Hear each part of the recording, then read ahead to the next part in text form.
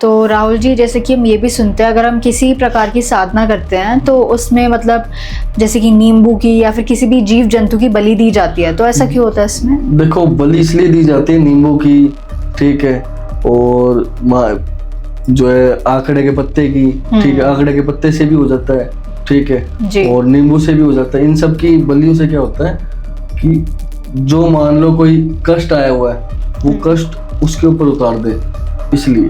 अच्छा जी जी। तो जैसे कि अब उतारे में मैंने आपको बताया था, उतारे के बारे में हमने बात की थी। उतारे में नींबू एक तरह से उस बलि का ही जो है हिस्सा है, ठीक है।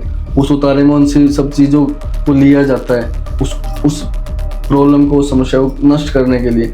लेकिन ये यूज होता है जब कहीं तंत्र हुआ हो, कोई ऐसा कोई काला जादू हुआ हो, तंत्र हुआ हो, या फिर कोई वशीकरण।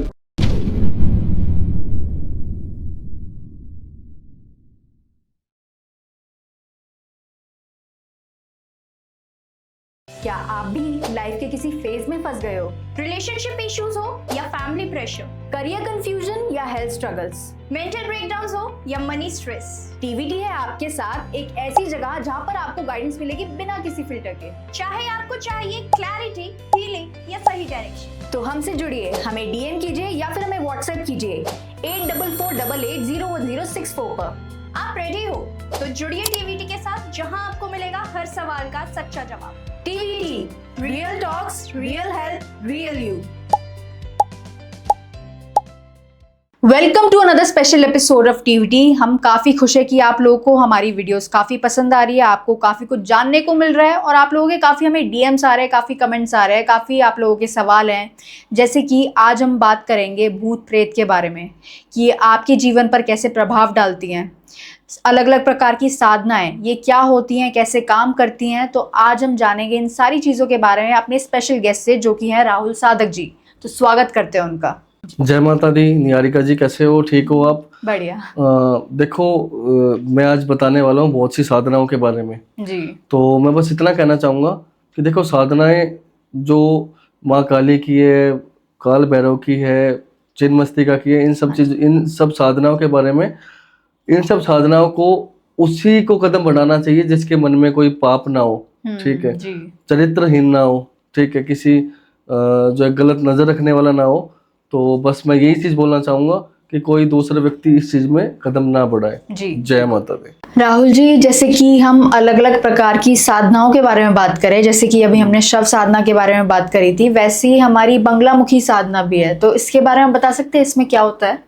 देखो, बंगलामुखी जो साधना है ना, ठीक है, वो माँ का एक उग्र रूप है, ठीक है, और मान लो कष्टों का नाश करने वाली, ठीक है, मान लो कहीं बहुत कष्ट चल रहे हैं, बहुत दिक्कत परेशानी चल रही है, उसका नाश करने वाली साधना है वो, ठीक है। अब किसी भी साधक ने वो साधना कर ली है तो ये मान लो किसी भी घर के अंदर, ठीक है, मान लो किसी दो रिलेशनशिप, दो बंदों के अंदर, ठीक है, दो कपल के अंदर, ठीक है, अगर ऐसी कोई भी ऐसा कष्ट आया है, कोई दिक्कत आई है, तो उस साधना से उसको नष्ट किया जाता है। अच्छा। ठीक है, मान लो जो सास बहू के बीच में दिक्कत है तो उस साधना से उसको बहुत जल्दी नष्ट होती है। ठीक है, मान लो कि जो है दो भाइयों के बीच में दरार आ गई है किसी एक की पत्नी की वजह से, ठीक है, तो उस कष्ट को खत्म करने के लिए बंगलामुखी की साधना होती है। और ऐसे बहुत सी चीजें उस साधना से उसको करने के बाद साधक कर सकता है। बहुत अघोरी, बहुत तांत्रिक जो है उस चीजों को पाने के बाद ऐसी समस्या जो इस साधना से खत्म करते हैं। अच्छा, और अगर हम राहुल जी काल भैरव साधना के बारे में बात करें तो इसमें क्या होता है? देखो, काल भैरव साधना जो है, एक तो सबसे पहले उज्जैन में होती है, ठीक है, उज्जैन के बाद बहुत सी जगह जाया जाता है उसको, साधक को, गौरी को। जैसे मान लो हरिद्वार जाया जाता है, मणिकरण जाया जाता है, आपने सुना होगा मणिकरण का नाम। मणिकरण में हमेशा जो है अग्नि जलती रहती है, ठीक है, अघोरी की आंख में हमेशा वो चमक रहती है। वहां कभी भी चले जाना, बहुत अघोरी आपको दिखाई देंगे, और उनकी आंखों में वो चमक होती है ना, वो करंट उनकी आंखों में होता है ना, ठीक है, कि वैसे तो औरत को उनके पास नहीं जाना चाहिए, ठीक है, तो वहां पे उस राख से, उन सारी चीजों से, वो उस राख में एक तरह से उस राख में ही रम जाते हैं।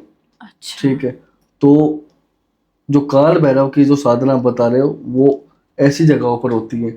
और ये बहुत बड़ी जो समस्या को नष्ट करने के लिए, कैसी भी समस्या हो, ठीक है, ये तो साक्षात भगवान शिव का दी हुई साधना है। जी। और आप बता सकते हैं मतलब और कितने प्रकार की साधनाएं होती हैं ये? देखो, चिन्मस्तिका की साधना होती है, माँ काली की साधना होती है, माँ तारा की साधना होती है। तो ये सारी साधनाएं, ये महाविद्याएं हैं, ठीक है, जो 10 महाविद्याओं में से जो है एक एक, ये सब उन एक एक में आती है। अच्छा जी। तो मतलब ये एक तरीके से आप पड़ाव मान सकते हैं कि ये सारी साधनाएं सीखनी पड़ती है सबको? देखो, सारी साधनाओं सीखने के बाद फिर बहुत प्रेतों, बेताल और जो करण पिशाचनी और यक्षिणी, इन सब को पाने के बाद जो साधक होता है वो जाता है ओगढ़ को प्राप्त हो जाता है। अच्छा। तो जब वो ओगढ़ को प्राप्त हो जाएगा तो ये सारी शक्तियां प्राप्त होगी। कोई व्यक्ति माँ काली और माँ शिव की भी अगर साधना करके बैठा है तो इन सारी समस्याओं का वो समाधान कर सकता है। लेकिन उस साधक को आगे बढ़ना है, उसको करना ही बस ये है, उसको उस लेवल तक पहुंचना है कि आगे जाके ये मान लो उसकी मृत्यु तक वो इस चीज को पाता रहे, तो वो ओगढ़ को प्राप्त होता है। जी जी। तो राहुल जी, जैसे कि हम ये भी सुनते हैं अगर हम किसी प्रकार की साधना करते हैं तो उसमें मतलब जैसे कि नींबू की या फिर किसी भी जीव जंतु की बलि दी जाती है, तो ऐसा क्यों होता है इसमें? देखो, बलि इसलिए दी जाती है नींबू की, ठीक है, और जो है आकड़े के पत्ते की, ठीक है, आकड़े के पत्ते से भी हो जाता है, ठीक है, और नींबू से भी हो जाता है। इन सब की बलियों से क्या होता है कि जो मान लो कोई कष्ट आया हुआ है वो कष्ट उसके ऊपर उतार दे, इसलिए। अच्छा जी। जी। तो जैसे कि अब उतारे में मैंने आपको बताया था, उतारे के बारे में हमने बात की थी। उतारे में नींबू एक तरह से उस बलि का ही जो है हिस्सा है, ठीक है। उस उतारे में उन सब चीजों को लिया जाता है उस प्रॉब्लम को, उस समस्या को नष्ट करने के लिए।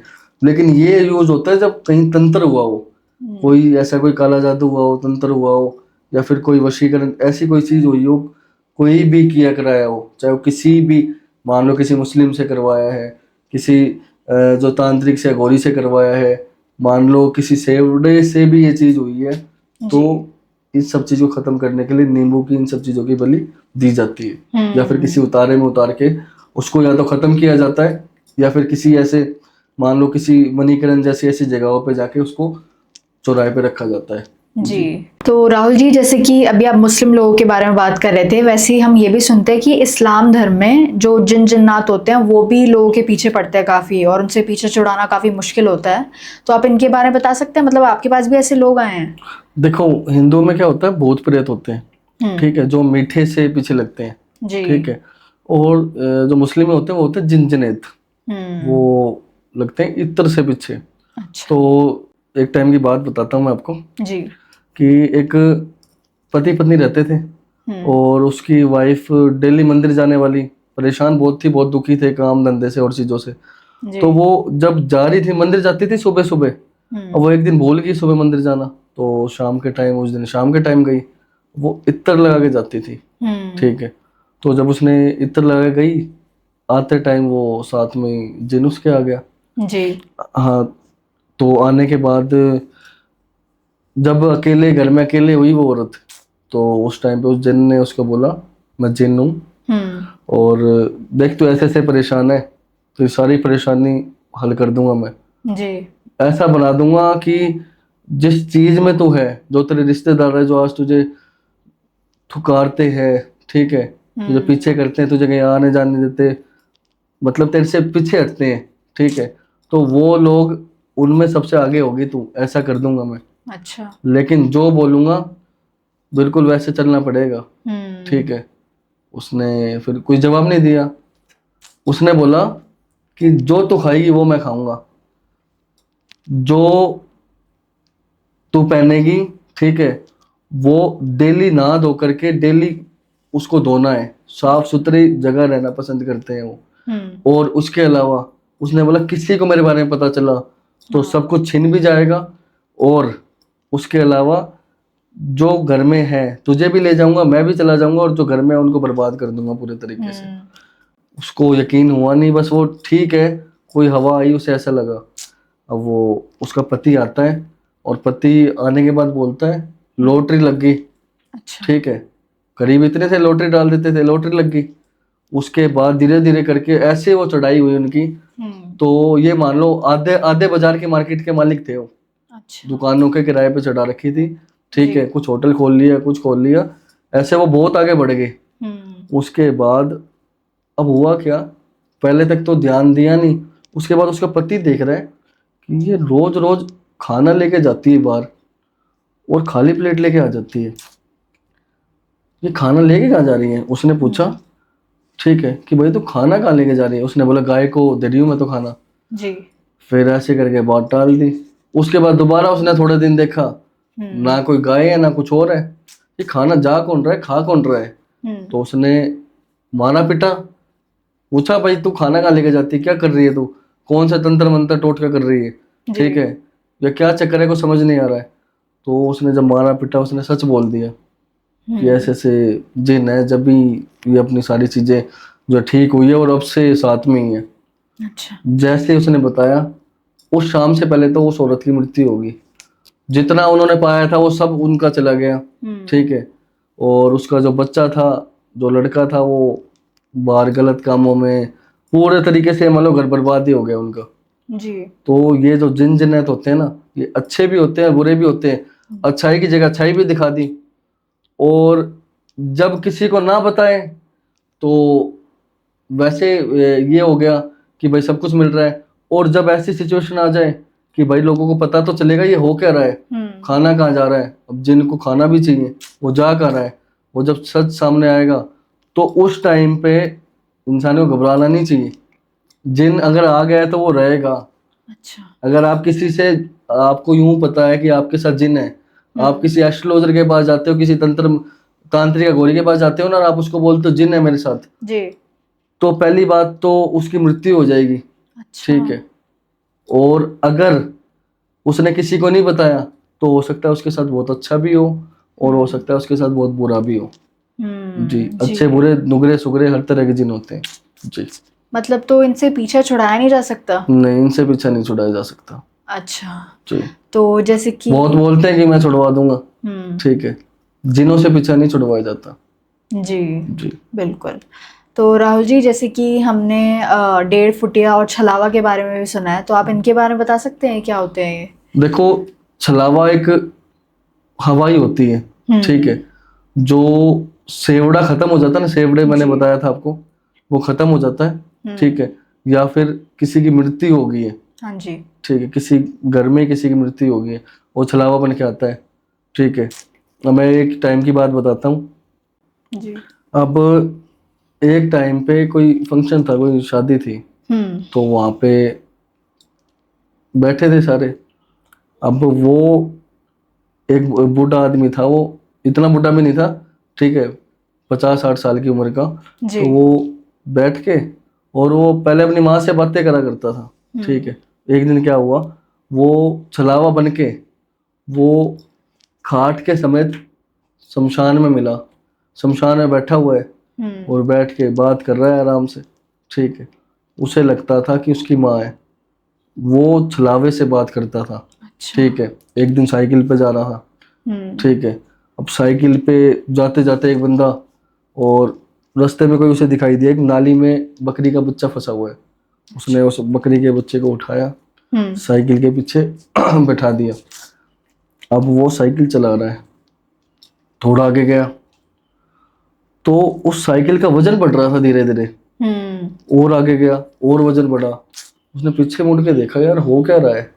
उसने देखा वो बकरी का जो बच्चा था ना, वो इतना बड़ा हो गया, और जब उसने रोक के ऐसे उतरने का हुआ ना, तो वो एक हवा बन के, एक हवा सी बन के और उड़ के चला गया।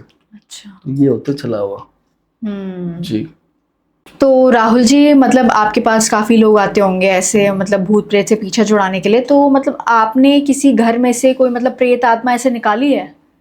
देखो, बिल्कुल निकाली है, और ये मान लो कि ज्यादा तो नहीं, लेकिन 2-3 महीने में, 2.5-3 महीने में, साल में 4-5 केस ऐसे आते हैं। जी। ठीक है, तो अब मैं एक आपको केस ही बता देता हूँ। क्या था, एक गांव की बात है, राजस्थान के अंदर मंडरेला गांव करके गांव है।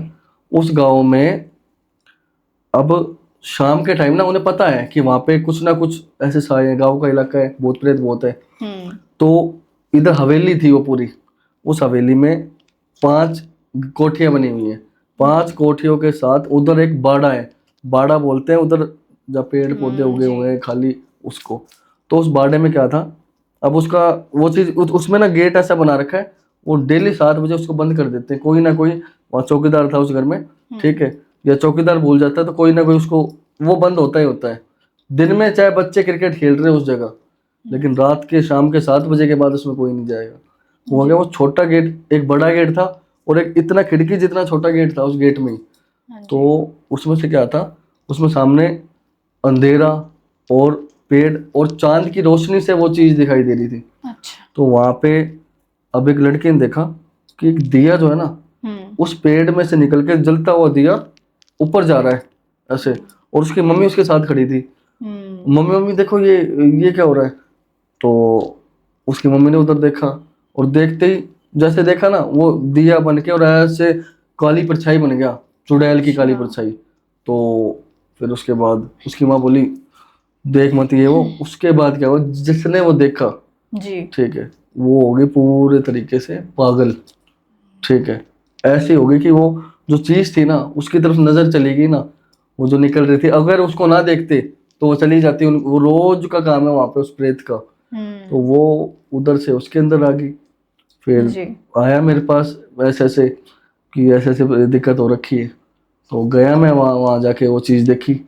तो क्या था, वो कोई मतलब एक श्रापित, ठीक है, जो चीज कभी ना खत्म होने वाली वो चीज थी वो। ठीक है, अब वो जो श्रापित चीज क्या थी कि वहां पे उसको बहुत सालों पहले, ठीक है, जिंदा को गाड़ दिया था। अच्छा। ठीक है, तो वो शक्ति वो बन गई थी, वो प्रेत बनी। अब श्रापित है, श्राप दिया है, वो चीज तो खत्म नहीं हो सकती। उसका श्राप था कि इतने टाइम बाद खत्म होना है। उसमें से तो मैंने निकाल दी, लेकिन श्रापित चीज खत्म नहीं होती। उसको शांत कर दिया, उसको बांध दिया मैंने वहीं पे। अच्छा जी। किसी भी जो भाई बहन को, माता जी को, किसी को भी कोई प्रॉब्लम हो, कोई समस्या हो, ठीक है, तो वो कांटेक्ट कर सकते हैं। ठीक है, मन में विश्वास होना वो ज़रूरी है। अगर मन में विश्वास है आपके, अगर आप मेरी वीडियो देख के आपको ऐसा लगता है कि हाँ मुझे जाना चाहिए और मन में भरोसा हो, तो ज़रूर आओ, आपका जो काम ज़रूर होगा। जय माता दी, जय चिन्मस्तेगा।